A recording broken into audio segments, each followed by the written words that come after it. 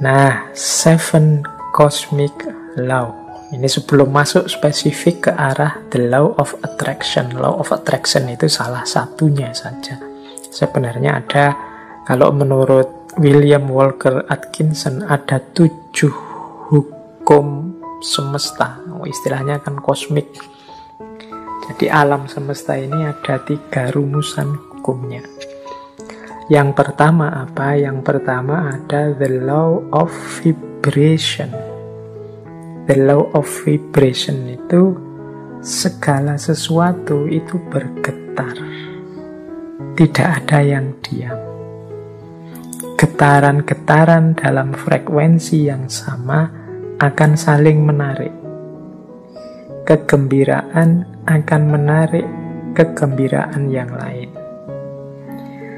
Nah, fokuslah secara konsisten terhadap pikiran tertentu, maka akan menarik getaran yang sama. Jadi the law of vibration itu kita ini bergetar terus. Ini menjelaskan bergetar ini mungkin tidak mudah. Kita ini kan sebenarnya tidak diam. Coba teman-teman perhatikan pikiranmu, perasaanmu, intelijensimu, ini kan kerja terus. Ya dari luar kelihatan diam, tapi di dalammu itu kan rame terus. Nah, itu mungkin mudahnya ya, jenis getaran. Engkau sedang berada di frekuensi mana?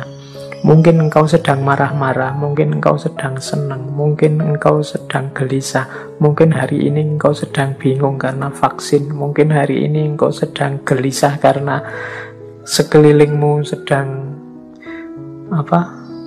pembatasan ketat karena pandemi. Mungkin ini kan sebenarnya dirimu itu sedang bergetar. Nah, the law of vibration itu vibrasi yang sama akan saling menarik atau akan menggetarkan energi atau menggetarkan vibrasi yang dekat dengan dirinya. Jadi kalau kita gembira, sekeliling kita akan hawanya gembira. Dan orang-orang yang di dekat kita akan terpengaruh oleh kegembiraan itu. Itu the law of vibration, mudahnya begitu. Jadi getaran kita itu mempengaruhi sekelilingnya. Apa yang ada dalam diri kita, kalau kita gelisah atau murung, ini menggetarkan sekelilingmu dengan kegelisahan dan kemurungan. Ini namanya the law of vibration. Makanya kadang-kadang teman-teman kan bisa merasakan kalau misalnya punya teman akrab gitu, temanmu sedang sedih, terus dekat denganmu, dia pura-pura banyak ketawa, pura-pura ceria, tapi getarannya bisa engkau tangkap. Itu the law of vibration. Jadi getaran yang ada dalam diri kita itu akan menarik frekuensi yang sama dari yang ada di sekeliling kita. Kalau teman-teman dekat dengan teman yang sedang sedih, sedang gelisah, sedang susah, sekali-sekali dia tampak nangis, itu kan kita ikut terus hanyut dalam situasi kesedihannya, ikut dalam kemurungannya. Nah, ini ilustrasi mudah. Kalau teman-teman dekat dengan teman yang sedang senengnya luar biasa, cerianya luar biasa karena tujuannya tercapai gembira, itu kita dekat dia juga ikut gembira. Jadi getaran yang ada dalam diri orang lain bisa mempengaruhi getaran yang ada dalam diri kita. Demikian pula sebaliknya. Jadi kegembiraan akan mendatangkan kegembiraan, kesedihan juga akan mendatangkan kesedihan. Ini the law of vibration namanya. Menyikapi the law of vibration itu seperti apa? Ya menurut William Walker Atkinson adalah fokuslah pada yang baik-baik, yang indah-indah, yang nyaman-nyaman di pikiranmu. Apa yang engkau inginkan, fokuskan ke situ pikiranmu terus. Jadi getaran kesuksesan, getaran cita-cita keberhasilan, getaran cita-cita kebahagiaan itu biar menyebar kemana-mana dan menarik itu ke dalam dirimu. Yaitu, ayo mikir yang positif-positif saja. Ayo menginginkan yang baik-baik saja. Ayo mengharapkan yang nyaman-nyaman saja, yang damai-damai saja. Loh, itu nanti itulah yang akan hadir karena tertarik oleh getaran keinginan kita, getaran yang ada dalam diri kita. Itu namanya the law of vibration. Itu hukum yang pertama. Jadi, carilah frekuensi yang bagus, getaran yang bagus dalam dirimu. Dan hidupkan itu biar mempengaruhi sekelilingmu. Yang pertama itu cosmic law, yang kedua the law of relativity. Dalam hidup ini berlaku hukum relativitas. Relativitas mungkin tidak persis sama seperti relativitasnya Einstein. Tapi relativitas di sini adalah mudahnya begini. Tidak ada sesuatu yang bisa kita pahami sampai kita hubungkan dengan sesuatu yang lain. Apakah itu tentang sifat, nilai, kualitas, atau artinya sesuatu dan lain sebagainya, itu kita akan susah memahami kalau kita tidak menghubungkannya dengan yang lain. Itu namanya the law of relativity. Yo, ilustrasi mudahnya, misalnya sampean mau menilai saya, Pak Faiz itu wajahnya seperti itu masuk kategori ganteng apa jelek? Itu kan susah kamu jawab, mungkin ya sungkan barang, gak berani ngomong. Tapi mudahnya itu, kalian ngerti saya cakep apa jelek, itu kan ketika dibandingkan, dihubungkan dengan yang lain. Mungkin dengan wajahnya orang lain. Kalau dihubungkan dengan yang lebih cakep, ya saya tidak ada apa-apanya. Tapi kalau kamu cari yang lebih drop, jauh lebih jelek, mungkin saya yang masuk kategori ganteng. Nah, itu the law of relativity.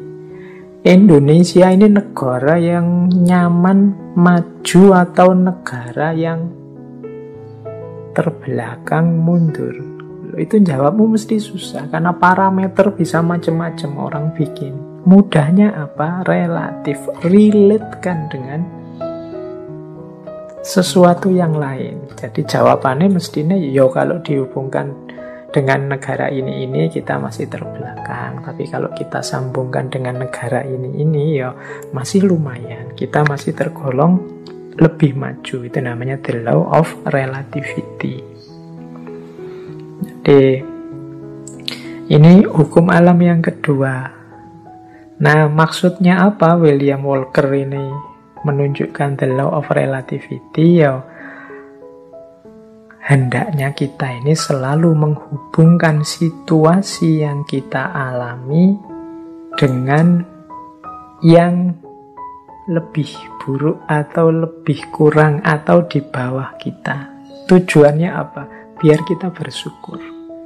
Semua kegelisahan, ya mungkin tidak 100% lah, sebut saja 90% kegalauan, kegelisahan kita hari ini, itu muncul karena kita merelasikan diri dengan sesuatu yang lain, yang lebih tinggi, lebih bagus, lebih sukses, pokoknya lebih segalanya dari kita. Akhirnya kita tidak mampu untuk bersyukur. Mau bersyukur itu lebih berat karena kita melihat hidup kita ini serba kurang. Kita salah mencari relasi, menghubungkan diri kita dengan apa. Karena tiap hari mungkin engkau melihatnya artis siapa, atau melihatnya tokoh siapa, atau kiblatmu orang besar siapa, itu terus orang kaya siapa, itu terus orang sukses siapa, itu terus, sehingga ketika menengok dirimu yang lahir hanya pesimisme, underestimate, merasa betapa tidak berharganya dirimu dan lain sebagainya, akhirnya tidak bisa bersyukur. Nah, untuk bisa bersyukur, ingatlah the law of relativity tadi. Kalau engkau mau melihat yang lebih bawah darimu, masih banyak. Ada mahasiswa yang sumpek sekali karena semester akhir belum punya pacar misalnya. Dia lupa bahwa dia jadi mahasiswa itu aja sudah kelebihan yang luar biasa.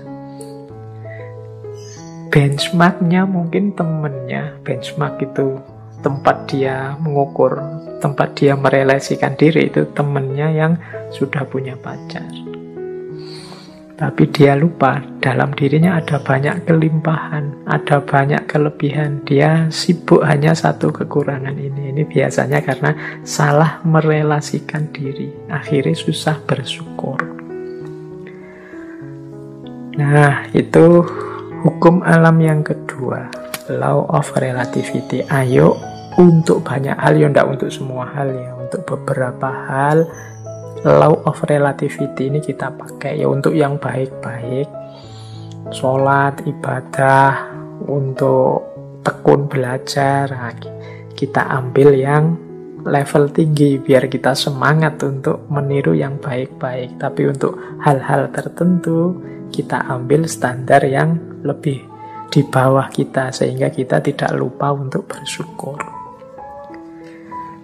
Nah, yang ketiga, the law of cause and effect. Hukum sebab akibat. Kalau ini saya tidak perlu menjelaskan ya. Kalau dalam Islam ya ada famay ya'mal misqala dzarratin khairan yarah wa may ya'mal misqala dzarratin syarran yarah. Ada aksi, ada reaksi. Ada sebab, ada akibat. Maka menghadapi hukum yang semacam ini, marilah kita ciptakan dalam hidup ini sebab yang baik-baik saja. Sebab-sebab yang produktif, yang sukses, yang unggulan, sehingga kita mendapatkan akibat juga yang sukses, yang unggulan. Jadi karena ada sebab, ada akibat. Kalau ingin akibat yang bagus, ya ciptakanlah sebab yang bagus. Ini hukum alam juga. Tidak mungkin dari kemalasan lahir keberhasilan misalnya, makanya jangan malas. Tidak mungkin dari kejahatan, keburukan lahir kebaikan. Tidak mungkin dari proses yang merusak lahir perbaikan. Nah, ini cause and effect. Ini hukum alam yang ketiga. Ada sebab, ada akibat.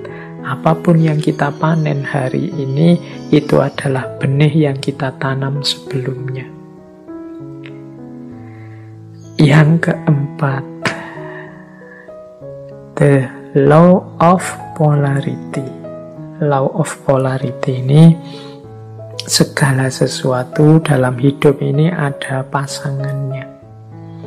Ada panas, ada dingin, ada terang, ada gelap, ada atas bawah, ada baik buruk. Ini pasangan. Pasangan ini sifatnya saling mengadakan. Saling mengadakan, ya kalau tidak ada buruk, yang baik juga tidak akan ada. Adanya yang baik karena ada yang buruk. Ini namanya saling mengadakan. Kalau semua orang sama, semua baik, semua, ya dia tidak disebut baik, ya standar saja. Dia disebut baik karena ada yang buruk. Disebut terang karena ada situasi gelap.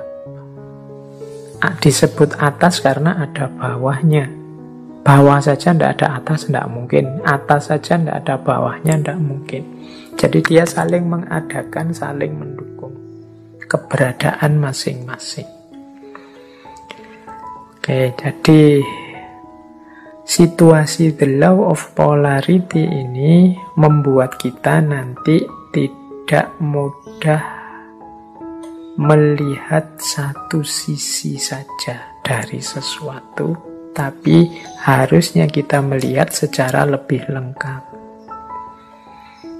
Jadi Ada orang baik loh, terus kita puji, kita senengi total 100%. Dia dengan segala kebaikannya. Tiba-tiba dia melakukan sedikit atau satu keburukan. Runtuhlah kepercayaan kita yang darinya sangat cinta jadi sangat benci. Kita lupa bahwa namanya masih manusia, masih duniawi, itu pasti berpasangan. Ada baiknya, ada buruknya. Ya mungkin kadar dan ukurannya berbeda-beda, tapi pasti ada pasangan-pasangan ini. Kita sering tidak siap menerima situasi yang kebalikan dari kenikmatan, kenyamanan yang kita rasakan hari ini. Padahal itu ya berpasangan. Ada enak, ada ndak enak. Di balik kenikmatan, di sisi sana ada ketidaknikmatan. Itu selalu ada. Minggu depan insya Allah kita perdalam the law of polarity ini di falsafah hidup yin yang. Tapi the law of polarity ini juga salah satu dari 7 cosmic law, salah satu hukum semesta. Baik, nanti kita lanjutkan kalau yang keempat ini ya. Yang kelima, the law of rhythm. The law of rhythm ini, hidup ini mengalami siklusnya masing-masing. Hidup ini ada perputarannya. Siang, malam, kelahiran, kematian, kemunculan, kepergian, dan lain sebagainya. Namanya rhythm, iramanya hidup. Nah, segalanya ada awalnya, ada akhirnya. Ini the law of rhythm. Beberapa kali saya ceritakan kan ada kisah sufi, seorang sufi yang punya jargon, ini pun akan berlalu. Mengalami apapun, apakah itu kesenangan, apakah itu kesedihan, pada saatnya juga akan berlalu. Seberat apapun, seperti apapun. Termasuk pandemi ini, dia ada awal kehadirannya, pasti nanti ada akhir kepergiannya. Itu the law of rhythm. Jadi kalau kita mengalami situasi apapun, sadarlah bahwa situasi ini akan berakhir. Yang sedang sedih, ingatlah kesedihanmu pada saatnya akan berganti kegembiraan. Yang sedang gembira, wong namanya kita hidup, pada saatnya juga akan ada masalah dan kegembiraan akan bertemu dengan kesedihan. Itu namanya the law of rhythm. Hidup ini ada siklusnya. Yang sedang di bawah jangan putus asa, yang sedang di atas jangan jumawa. Karena kita ini berputar. Ini namanya the law of rhythm. Untuk the law of rhythm ini, insya Allah nanti minggu terakhir kita bahas dari perspektif filsafat Jawa. Cokro Manggilingan. Baik, kita lanjutkan. Yang keenam, the law of gestation. The law of gestation itu bunyinya begini. Segala sesuatu perlu waktu untuk terjadi. Tidak ada yang ujuk-ujuk sempurna. Tidak ada yang ujuk-ujuk utuh. Segala sesuatu dalam hidup ini butuh proses. Perlu waktu. Jadi makanya kita kalau ingin sukses juga perlu kesabaran, menunggu momen, menunggu waktunya. Karena segala sesuatu ada waktunya. Ada waktu menanam, ada waktu memelihara, ada waktu memetik buahnya. Segalanya butuh proses. Tidak ada yang ujuk-ujuk setelah ditanam terus buahnya muncul. The law of gestation. Dan yang ketujuh, yang terakhir dari 7 cosmic law adalah the law of transmutation. Segala sesuatu berubah. Jadi segala sesuatu, karena hidup ini di dunia pastinya dinamis. Segalanya berubah. Ini banyak kalau kita belajar filsafatnya dulu. Filsafat Yunani yang terkenal Heraklitus itu ya segalanya berubah kecuali perubahan itu sendiri. Yang tidak berubah hanya perubahan. Nah, law of transmutation ini menyadarkan kita untuk menghadapi perubahan, merancang dan menyiapkan perubahan agar perubahan yang terjadi arahnya sesuai keinginan kita, membuat kita lebih baik, membuat kita lebih sukses, membuat kita lebih berhasil. Jangan biarkan perubahan liar tidak terkontrol. Baik, ini 7 cosmic laws. Ini alam semesta. Di level batinnya itu ada 7 mekanisme ini. Ini kalau menurut teorinya Walker Atkinson. Nah, ini pengantar untuk tadi kalau ada yang tanya, Pak, natural law tadi katanya law of attraction ini bagian dari natural law ya, karena kayak tadi unsur natural law yang law of vibration, kemudian law of cause and effect atau law of transmutation ini kan bisa mengimplikasikan law of attraction.